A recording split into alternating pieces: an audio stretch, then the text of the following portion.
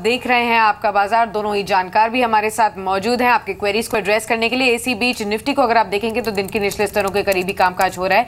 9323 के लेवल्स पर इस वक्त निफ्टी कामकाज कर रहा है। कुछ और दर्शकों के सवाल जो हमारे पास फेसबुक के जरिए आए हैं वो फटाफट से देख लेते हैं। नागेश काश का पहले सवाल आया है, ये जानना चाहते हैं मैरिको के बारे में। 200 शेयर्स हैं इनके पास, 324 के भाव पर खरीदारी की हुई है। गौरांग, मैरिको को आपका एफएमसीजी स्पेस में अभी कैसे देख रहे हैं? 324 के लेवल्स पर उन्होंने खरीदारी की है तो थोड़े से लॉसेस जरूर हैं, लेकिन अभी आगे जाते हुए लॉन्ग टर्म के लिए कैसा पोटेंशियल रखता है ये शेयर?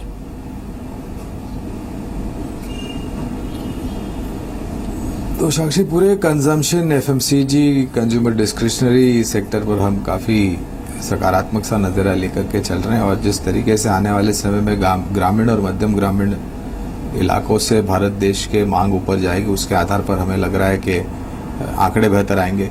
प्लस इसके नतीजे भी मेरे ख्याल से कल या परसों आए थे जो काफ़ी सकारात्मक थे, हमारे उम्मीद के मुताबिक थे और कुछ आंकड़ों पर तो हमारी उम्मीद से बेहतर परफॉर्म किया है।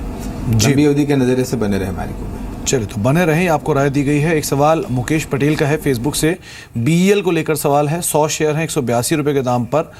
मानस, आप कैसे देख रहे हैं भारत इलेक्ट्रॉनिक्स को? 100 शेयर हैं 182 रुपये के दाम पर। साथ साथ एक बोदल केमिकल भी देखें, 500 शेयर है। नाज का ही सवाल है, 162 रुपये के दाम पर खरीदारी है।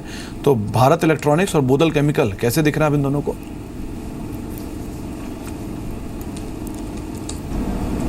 देखिए, बीएल की जहां तक बात है, कंसोलिडेशन देखा जा रहा है, ट्रेंड पॉजिटिव है, इसलिए मेरी राय में 176 का स्टॉप लॉस लगाएं, बने रहें। उम्मीद बहुत है कि एक अपसाइड ब्रेकआउट देखने को मिलेगा और अगर वो ब्रेकआउट देखने को मिलेगा तो कम से कम 197 198 तक के लेवल्स देखने को मिलेंगे।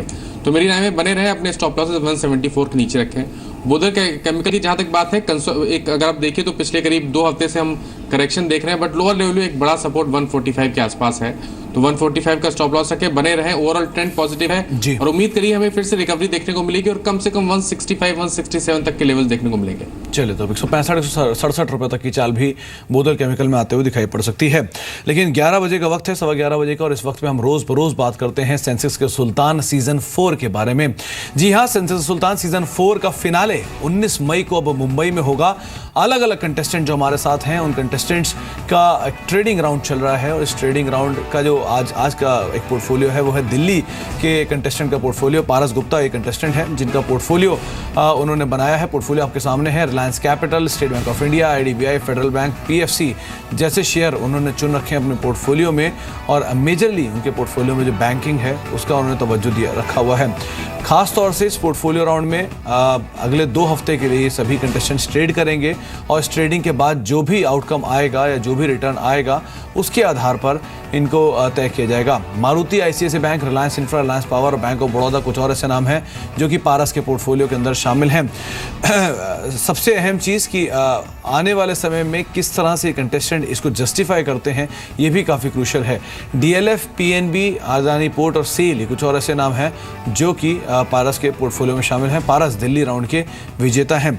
आपको ये बता दें कि अगर आप इस कार्यक्रम का हिस्सा बनना चाहते हैं और हमारे इस फिनाले राउंड का हिस्सा बनना चाहते हैं तो आप मुंबई पहुंच सकते हैं। वहाँ पे हमारे साथ 4 जूरी मौजूद रहेंगी। जूरी में आप अजय बग्गा से मिल पाएंगे, हमारे साथ वहाँ पे दीपेन मेहता मौजूद होंगे, कीर्तन मारवाड़ी मौजूद होंगे और साथ साथ निपुण मेहता भी मौजूद होंगे। 19 मई को ये कार्यक्रम होगा, शाम 6:30 बजे बीएससी के रोटुंडा हॉल में ये कार्यक्रम होगा। और अगर आप इसका हिस्सा बनना चाहते हैं तो आपको करना सिर्फ इतना है कि मुंबई लिखकर अपनी तमाम डिटेल लिखकर आपको उसे एसएमएस कर देना है 57575 पर। तो आप सेंसेक्स के सुल्तान सीजन 4 के फिनाले का हिस्सा बन सकते हैं और बनने के लिए आपको इस कार्यक्रम का हिस्सा बनने के लिए आपको मुंबई लिखना है और उसके साथ अपनी डिटेल लिखकर उसे एसएमएस कर देना है 57575 पर और शाम 6:30 बजे 19 मई को ये कार्यक्रम वहाँ पर होगा। चलिए, इसी के साथ एक और सवाल की तरफ आगे बढ़ते हैं। मुंबई से ही पुष्कर जोशी का सवाल आया, फेसबुक के जरिए उन्होंने पूछा और ये जानना चाहते हैं वरुण बेवरेजेस के बारे में। 66 शेयर्स हैं इनके पास, 445 के भाव पर खरीदारी की हुई है। गौरांग, वरुण बेवरेजेस को अगर आप ट्रैक करते हैं तो आज खबर भी है 3 मई से उत्तर प्रदेश में एक नया प्लांट भी शुरू किया है पेप्सी के कुछ प्रोडक्ट रेंज के लिए कंपनी ने। किस तरीके से आगे बढ़ता हुआ ये शेयर आपको लग रहा है? आज तो अच्छा मूव यहाँ पर डेफिनेटली देखने को मिल रहा है। बॉटलिंग कारोबार से इनका ताल्लुक है और पेप्सी को एक सबसे बड़ी क्लाइंट है इस कंपनी की और ज़्यादातर आमदनी और बिक्री एक ही क्लाइंट के पास है, ये एक ओवरहैंग है। अनफॉर्चुनेटली विशेष रूप में टिप्पणी नहीं करूंगा क्योंकि कवरेज नहीं है। जी, इस बीच कुछ और सवाल भी आए फेसबुक के जरिए। एक राजा राज चौधरी का सवाल है NECC को लेकर। मानस सवाल आपसे होगा, NECC जो कि एक तरफा चाल दिखा के गया, 100 शेयर उन्होंने ले रखे हैं 46 रुपए के दाम पर। एक समय में इसमें एक तरफा खरीदारी की चाल आई, फिर एक समय में इसमें एक तरफा बिकवाली की चाल आई। आप क्या राय रखते हैं, क्या करना चाहिए इन्हें NECC में? और दूसरा एक सवाल है अक्ष ऑप्टी फाइबर को, जो कि 21 रुपए के दाम पर खरीदारी है, इसमें क्या करें? देखिए, NECC की जहां तक बात है, ऐसे स्टॉक से बिल्कुल दूर रहे जहां पर आपको लगातार अपर सर्किट या लोअर सर्किट देखने को मिले।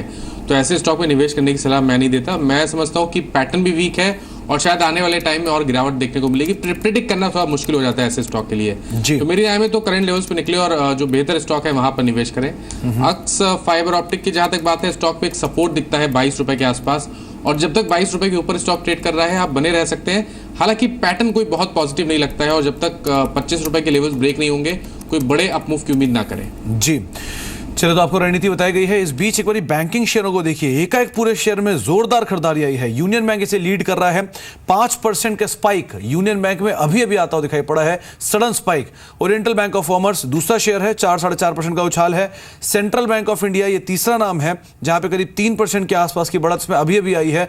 Allahabad bank, Andhra bank, Canara bank, syndicate bank, south Indian bank, corporation bank और बैंक ऑफ इंडिया, ये कुछ और ऐसे नाम है जहां पर एकाएक खरीदारी आते हुए दिखाई पड़ी है। तो पूरे बैंकिंग स्पेस में जहां पे आज सुबह एक तेजी आई, फिर गिरावट आई, फिर पुल बैक आया, और वो पुल बैक अब तेजी में कन्वर्ट हो चुका है और दिन के ऊपरी स्तरों पर बैंकिंग स्पेस कामकाज कर रहा है। एकाएक पूरे स्पेस में बाइंग आई है। और एक अहम खबर जो आज सुबह आई वो ये कि सूत्रों के हवाले से खबर थी कि प्रेसिडेंट ने जो अध्यादेश है उसको मंजूरी दे दी है बैंकिंग अमेंडमेंट को लेकर। तो ये अपने आप में ही एक बड़ी खबर है और इसका एक बड़ा रिएक्शन तमाम मिड कैप बैंकिंग स्पेस में है। फेडरल बैंक, केनरा बैंक, तमाम जैसे बैंक जो है उनमें जोरदार तेजी है। गौरांग, बैंकिंग पे आप क्या रुख रखते हैं? एक अच्छी तेजी आई और आज सुबह खबर भी काफी पॉजिटिव थी, अब ये डे हाई पर कामकाज कर रहे हैं, क्या करना चाहिए बैंकिंग स्पेस पर?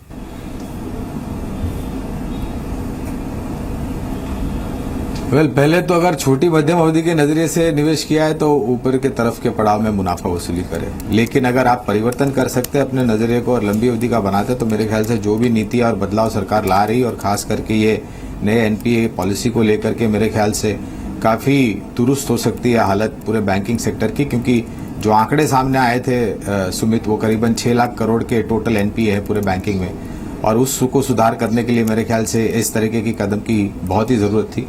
तो मैं मानता हूं कि बेहतर दिन है सरकारी बैंकों के, खास करके क्योंकि इनका एक्सपोजर वनरेबल सेक्टर्स पर कुछ ज्यादा है। डेफिनेटली, तो बैंकिंग स्पेस में एक अच्छा मूव लॉन्ग टर्म के लिहाज से देखने को मिल सकता है। शुक्रिया गौरांग आपका हमारे साथ बने रहने के लिए। मानस आपका भी बहुत बहुत शुक्रिया हमारे सभी दर्शकों के क्वेरीज को एड्रेस करने के लिए। इसी के साथ आपका बाजार को यहीं समेटेंगे, हमें दीजिए इजाजत।